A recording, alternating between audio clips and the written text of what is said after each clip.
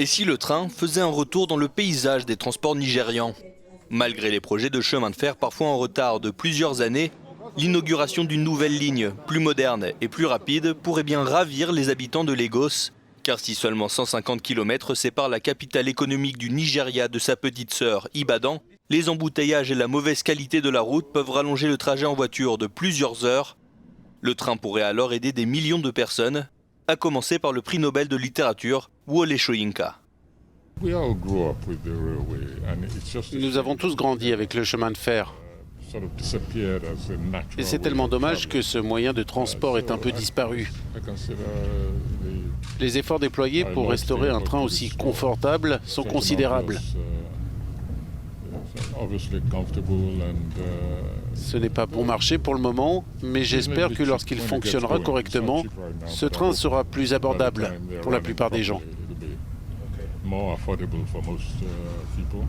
Pour l'instant, les deux villes ne sont reliées qu'une seule fois par jour, mais après des décennies d'abandon des services publics et une déliquescence des chemins de fer, le gouvernement du président Muhammadu Buhari a promis de faire du développement du réseau ferroviaire une de ses priorités, une alternative moins risquée que les trajets par la route.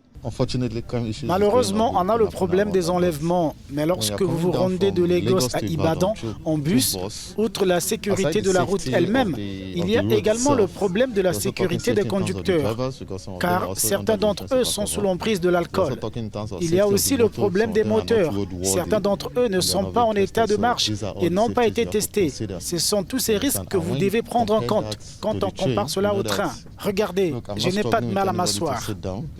Au Nigeria, les principales villes du pays sont majoritairement accessibles par avion ou par la route, mais certains comme Jerry Oche rêvent d'un développement national des chemins de fer. À part ce train de passagers, nous avons aussi la voie qui va jusqu'au port.